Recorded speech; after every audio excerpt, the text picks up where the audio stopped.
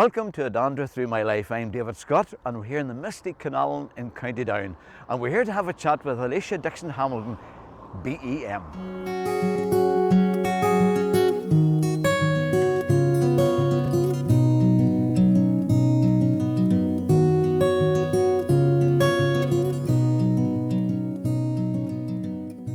So, born and raised here in the local area, and did you grow up here in Kinallen and did you go to school here locally?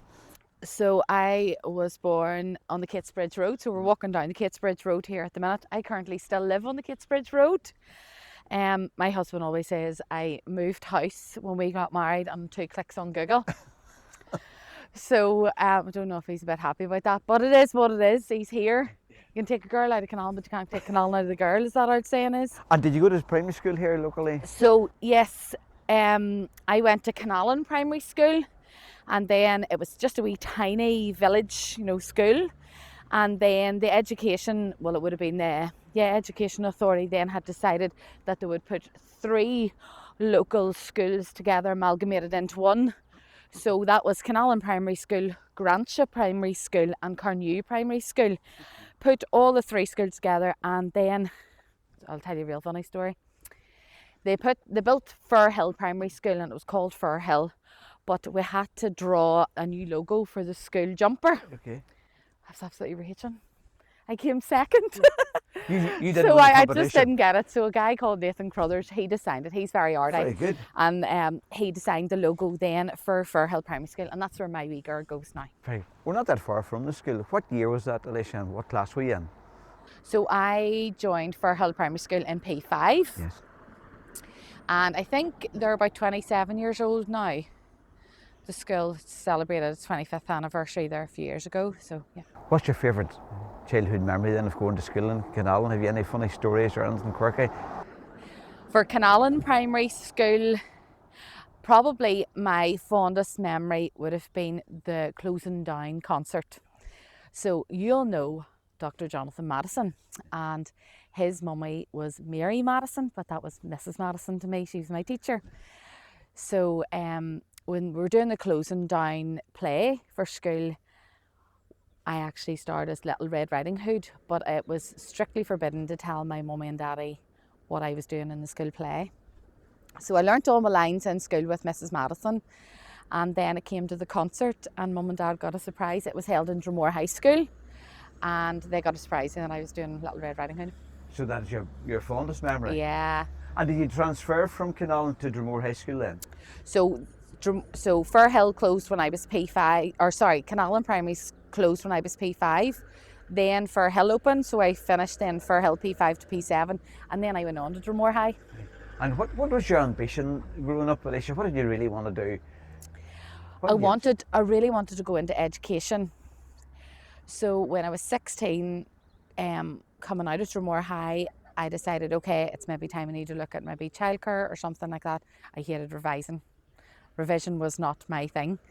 So it's like, look, I'll go to college. So I went to Belfast and Met at the time and done childcare. But when I was 16, I decided that I would do some voluntary work with Parkview Special School in Lisburn at 16, and I've been there ever since. Very good. Born and raised in Kinallen, sort of wee issue here from me. How come you got attached then to the Corbett Accordion Band? Everybody would assume you'd have a local connection in Kinallen. Yeah. Why the Corbett, which is just outside Banbridge? So my mummy is originally from the Corbett, and dad is in Kinallen Flute Band. So they met through the marching band community. And then mum had me and started to bring me to band practice. I think she said about 6 weeks old in a carry cot, brought me to band practice. And when you're brought up in a band kind of family, the next progression is to become a member. So then dad started to teach me the accordion at 6 years old, and I'm still playing the accordion at 37 years old. Bands through and through. But what was it like for you growing up, Alicia? What was family like for you? What do you remember fondly? Because I know your mum has since passed away, and we'll chat about that later on, but what's your fondest memory of growing up in this local rural community? I have really good memories. Growing up here in Kinallen, I think that's probably why I've never really left Kinallen. taking even the location of Kinallen, you're 15 minutes from Dromore, 15 minutes from Banbridge, half an hour from Belfast, 20 minutes from Lisburn, and half an hour to Newry. It really, to me, is the centre of the universe in some ways, geographically. But even the community spirit, so mum and dad, obviously we're involved with lodges and bands within the community group and things like that. I obviously was in the Girls Brigade, started when I was 4, and then served 28 years in the local GB. So I think organisations here within a rural area is vitally important. You need to attend them to make friends. Your friends are going to it because you don't have the distractions of an urban life. In regards to family and Kinallen, we're a very busy family because we're heavily involved in so much.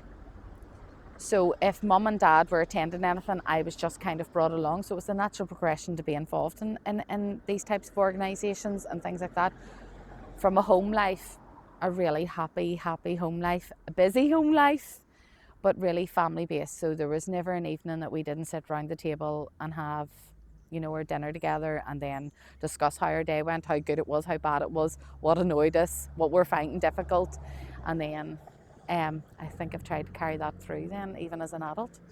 So, mum and dad had a big influential part in your growing up, Alicia, and I could always tell that. Yeah. So is that what got you involved in so many community activities? Was it through their influence, or did you naturally fit in yourself to these things? I think there's probably two different elements. If you're involved in it from a young age, you're engaged in it already. But also, mum and dad would have been big encouragers of me. So if I had an opinion or I thought it was a good idea, even at a community group meeting level, from no age, were like, well, what do you think? What would you like to see? So I was already invested and involved in it.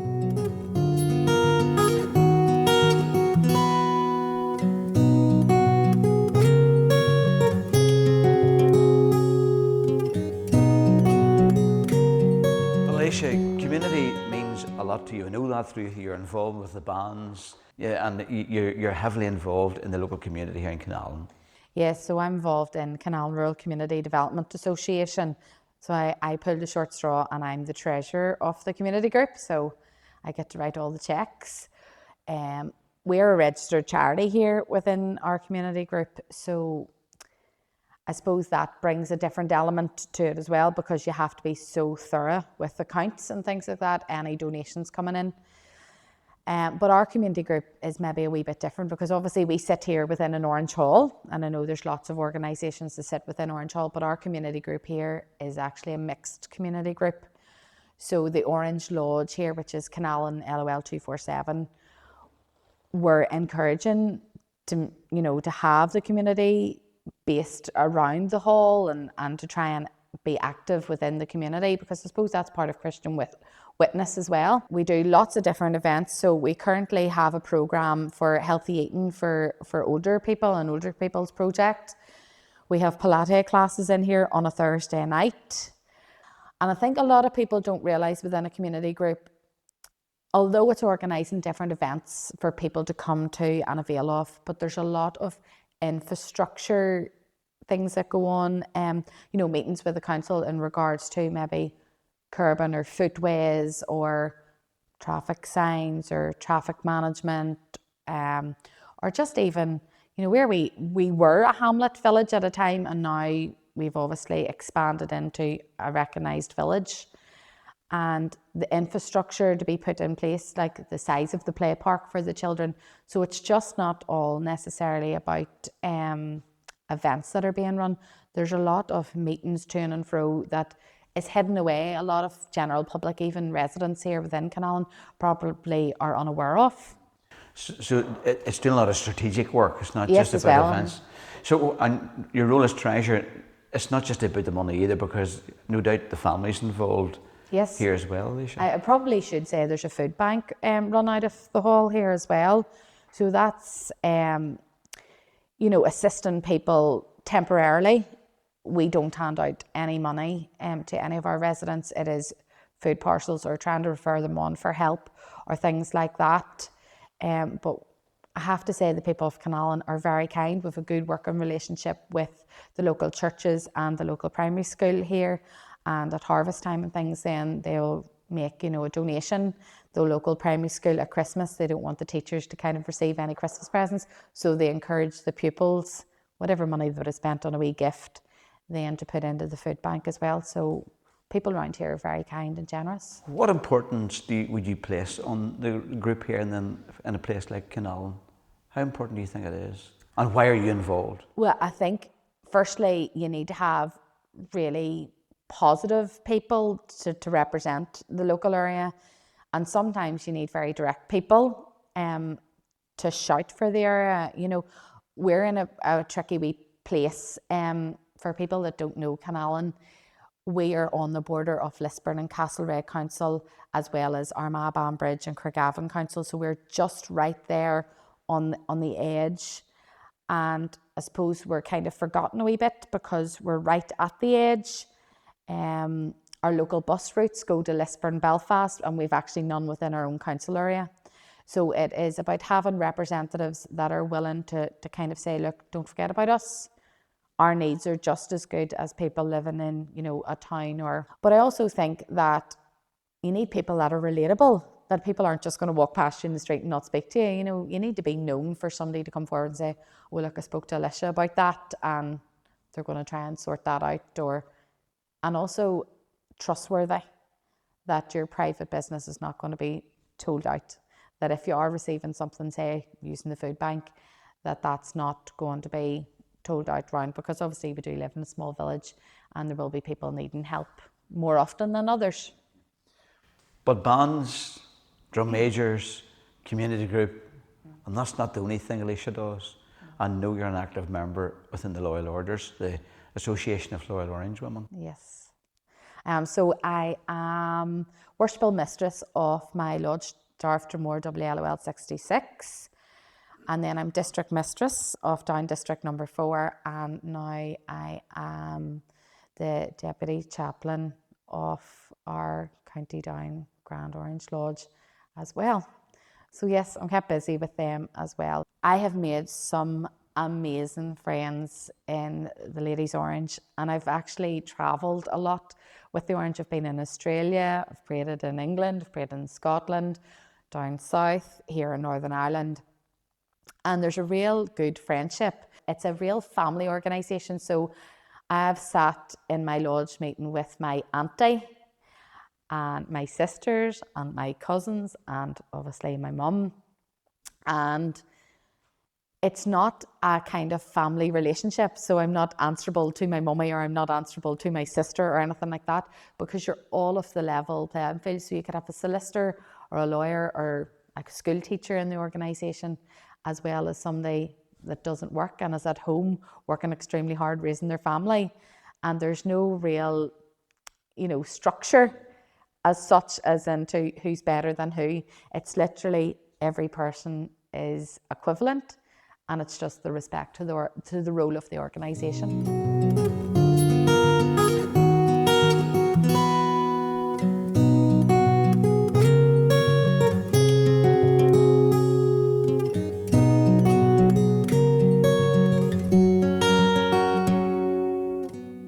Scene, you learn to play the accordion at Cor, but well, you still are. So many years of that now.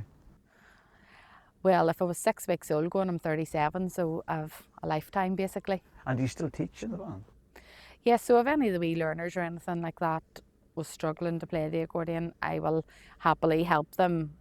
My dad is our band teacher. So I don't want to take over from him, but I can do that. I'm kind of the one in the band that will pick up a set of drumsticks or lift the bass drum if I need to. How important is the band scene to you, Alicia? I know it plays an important part in your family, but to you personally, how important is that for you? Well, I think it's an opportunity for freedom of expression. I think generally if you're musical, you'll be drawn to it. There's a team element to a marching band, there's dedication, there's structure at practice, but also you get so much laugh, like we're not always perfect. We make mistakes on the road, and sure, then it's a wee bit of crack, like, ew, somebody's made that mistake, or that's life. I'm sure you've probably made loads of mistakes on the bass drum. Plenty of them. Tell us a wee bit about your journey in the band scene. How did you end up to be a very successful drum major. Where did it all start? So I done drum major in the Corbett Accordion Band, and every time we went to, some people call it a street competition, some people call it band parades, but when we were going to band parades, I couldn't understand why I was always getting second. Now, I am not naturally a competitive person. I know people would say, oh, but you competed with pipe bands, surely you're competitive. I'm actually not. Like, I just want to go out and do whatever I do and do it good, and that's it. But anyway, I kept getting second place at these band parades. So I was like, what is going on? So you'll know Jeffrey and Joe McCready from Banbridge. They were normally judging at these competitions, and it was in Monaslane at a band parade. So anyway, we were talking to, I think it was Joe, and we're like, Joe, what is going on? He's like, you hold your mace in the wrong hand. And I was like, my mace? You mean my band pole? And he was like, no, that's called a mace. And I was like, right, I think it's time I went to drum major classes. So I went to a place outside Belfast, Beaver, drum major class. Sarah Moore was the instructor there at the time, and she was teaching me how to hold my mace correctly and learning wee flourishes and things like that. And her mummy and daddy were like, oh, I think she's ready for a competition, May. And my mum was like, oh, no, we're just here to learn the band. And I done all the displays and all in my band uniform. All the rest of them were wearing kilts and things. So anyway, then they entered me for Inniskillen pipe band competition, and I went and I got fourth, and then I competed ever since. So I think about 21, 22 years I competed for with the pipe bands, and then after that the natural progression was then to go on to adjudicating. So now I am an adjudicator. Well, you've skipped a whole lot there, Alicia. Mm-hmm. What about the success of the drum majors? How many titles are there under your belt, or have you lost count? I know you're a world champion. Yes. But how many titles can you account for? David, I am being really honest. I don't keep count of that stuff. I know there's other drum majors and pipe band people like, oh, I'm a 3-time world champion or European champion or whatever. I would need to sit down and work that out. Well, can you list some of them? No, honestly, like I've won all the titles. So in the pipe band world, obviously, then you have, let's start, the UK championships, the Scottish championships, All Irelands, the Worlds, the Europeans. The only one I never competed at was the Kyle Games, so back in the day. You've won all of the other adult titles? Yes. That's very successful. Well, but you're very modest. Maybe. I think probably I came into drum majoring as a kind of a side kind of bit on the side for a band, a marching band perspective, and I've done okay at it. And I really enjoyed it actually, and the social life and all from pipe bands. The older you get, it's really good, and you've made friends for life and things out of it. But on a Friday night, we would have been going to band parade, up Saturday morning, away to a pipe band competition, and then on the way home, getting ready, maybe grabbing something to eat really quickly at home, and then straight into my band uniform again. So really that cycle of celebrating a big win, or maybe, oh, that wasn't a really good day, and maybe a wee bit in sorrow, was kind of whipped out because you were back into another band uniform and away out to parade on a Saturday night. And now looking back on that, I'm glad my mummy and daddy done that, because there was really no moping about if it was a bad result or you weren't happy with the results. You just worked harder through the week when you were practicing. And I have to say, mum and dad were both really good. Every day I did practice, even when I was married. I would have rang mum on the way home and said, look, I'm on my way home here. Can you meet me at the Mugga, which is behind the primary school here in Kinallen? And we'll go for a quick practice. So it could have been 20 minutes, half an hour every day, even as a married woman. Well, that time whenever you first won the World Pipe Band Championship adult title, how did you feel? Well, I remember the two of us on the plane on the way home. Remember that morning? Obviously, there was a wee bit of a mix-up with the world's title. 2011? 2011, yes. The first reaction was compassion, because there was a wee bit of a mix-up in the results. And I wanted to see the sheets just to see what my critiques were, because when you're really at that peak of your game, regardless of what the announced results are, you want to see the critiques on the sheets, as in, why wasn't I at that position? where did they mark me down? How could I improve for next week or the next time they're adjudicating me? And I suppose I'm coming from an adjudicator's perspective now. That's what I would like to put on the sheets for, anybody I'm judging is, how to make it better, how to improve it, or where it was lacking, where you can improve it. But then when we had heard that we had won, and I say we because it's a collective team, mum and dad were involved, prepped my uniform, paid for all the flights and things like that, so it's just not me winning it. The reality then kicked in, and it was newspaper interviews and radio interviews, and is this really happened? And then when you get the mace in your hand and you've got it sitting in the living room, then it's like, this really has happened. But I still have in a wee bit of disbelief. But you weren't the announced winner, but you were the confirmed winner. Yes. How long, what was the gap before you actually found out you were Well, confirmed? we had actually realised in Glasgow Green that I had won it, but I didn't receive the mace till a week later at Portrush pipe band competition. But you see, you're a good sports person because you never held any grudges, you just got on with it. Oh no, listen, it just didn't impact me. It impacted a lot of prize winners that day, but nevertheless, it never takes away from it. At the end of the day, it's my name won the mace. Yeah. And what's it like when you eventually get that World Championship mace in your hand? What's it like? I don't really know. I suppose it's special. My dad got to carry it in at Portrush for me and down the street, so he was as proud as punch. That day, I think probably looking at it now, when you see lots of people coming behind you and winning it, and like you've watched them maybe from being a wee 4-year-old competing right up to them now being an adult drum major, and they're now receiving the mace. I think the impact's more now because you're like, my name was there too. Yeah, because you're now a tutor, of course. You tutor Yes. a lot of young people. And what's that like to be able to transfer hand those skills over to another generation of potential drum majors? So I am an instructor for Pipe Band College, Northern Ireland, and that's through the Royal Scottish Pipe Band Association. That's every Saturday morning, so it's from 9:30 to about 12 o'clock every Saturday. There's 30 drum majors this year at the class, and I think I love the school system. And the reason why I love the Pipe Band College school system is because it doesn't just offer the practical element, it also offers the theory element.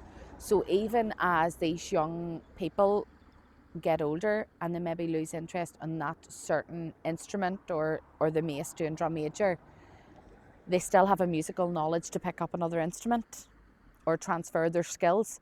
So for that reason, I absolutely love that system, that they get the best of both worlds on a Saturday when they attend class. I love it. The children come, they're so eager to learn. They will answer me back. They will keep me on my toes. And I'm always like, here, what are you doing? Put your feet in a V. That is not how you stand at attention. Don't listen to them. They're not saying their commands properly. And then I think like teaching young people with a wee bit of banter and a wee bit of friendliness instead of being really structured and have a lot of discipline. There has to be an element of discipline, no doubt about it. But I think it draws them into the hobby as well. And are you able to spot potential winners at this stage? Definitely. There's a natural flair comes from a young child. So I think we've about 9 or 10 competition drum majors there at class currently.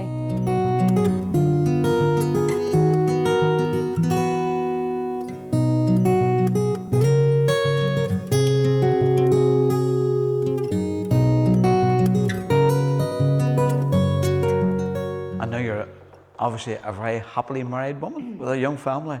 Yes. How's that? It's crazy busy.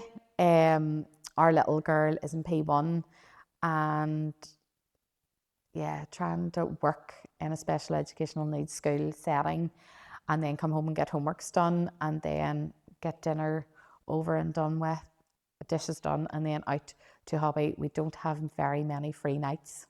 And do you see traits of your own previous home life for you coming through in your current home life? Do you? Yes, I would like to think that my parents' parenting skills are something that I fulfill for my family life. I would like to think that anybody looking from the outside would see that's very like your mummy or that's very like your daddy. I do have similarities from both of them. So yeah, I'd like to think. So I can't say I would raise my family differently to my parents. I know some people come from different backgrounds and say absolutely wouldn't do the way my mummy was or my daddy was. I'm totally against that. Where actually I can't say that at all. And unfortunately for you, your poor mum passed away just last year. And that's been a big shock and a big loss for you as a family. Yeah, I mean, sorry. The heart of the home. Yeah. My relationship with my mum was not just mother and daughter. It was a friendship. So she would have done things for me. I would have done things for her. We were both involved in the band, in the community group, in the lodge.